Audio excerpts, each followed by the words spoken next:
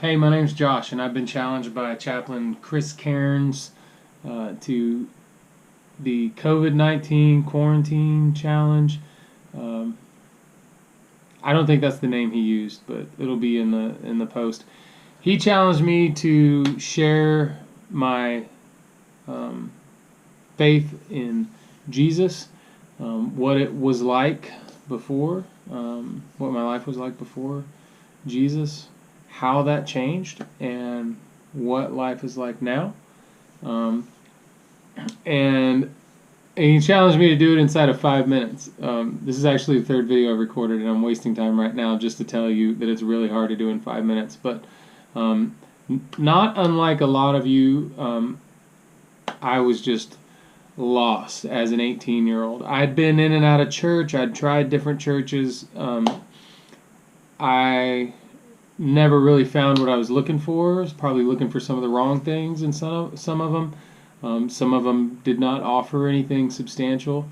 But at 18 years old, a girl dumped me. I was living with a family that took me in, and they gave me the boot because I was not respecting their house. And I had been going to Young Life because that's a lot of cute chicks go there, so I was going to Young Life. And my Young Life leader, who might be someone I'll tag in this, but I don't think he's ever on Facebook, he just kind of befriended me and became a companion and took me to church one day. And it was one of those situations where the pastor was just, he was telling my story from the pulpit. I thought, how dare my buddy Mark tell this guy that I came? But that wasn't the case. I wasn't that unique. I was hurting and looking for something bigger in life.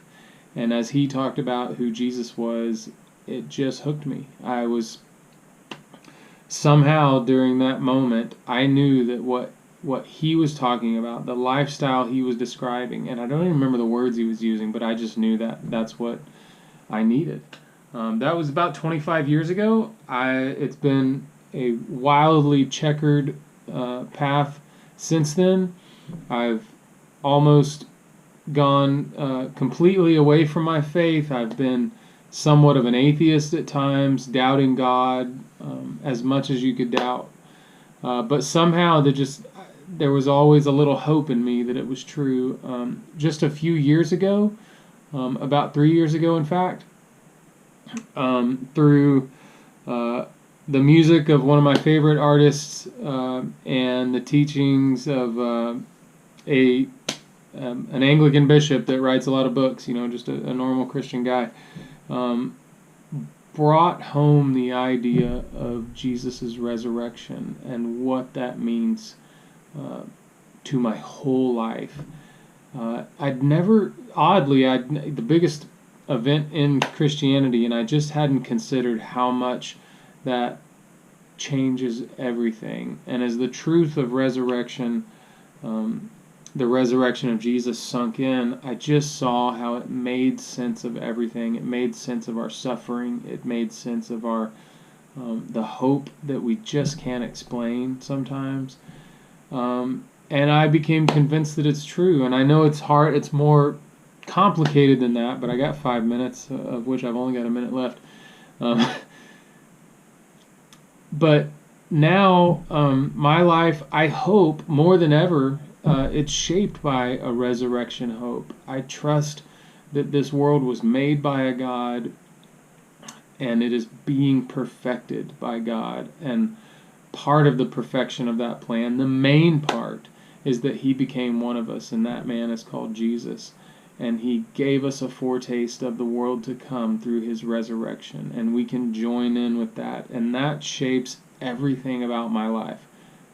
I hope it shapes everything about my life. That is my aim. And how I deal with every person I encounter, every task assigned to me,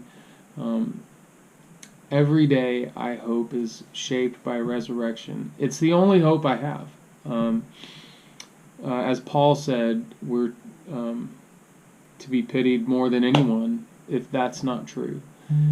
So that's my story. I will challenge I'll challenge 5 people in the comments. I think this is a worthy take the challenge and pass it along. So we'll see. Thanks, Chris.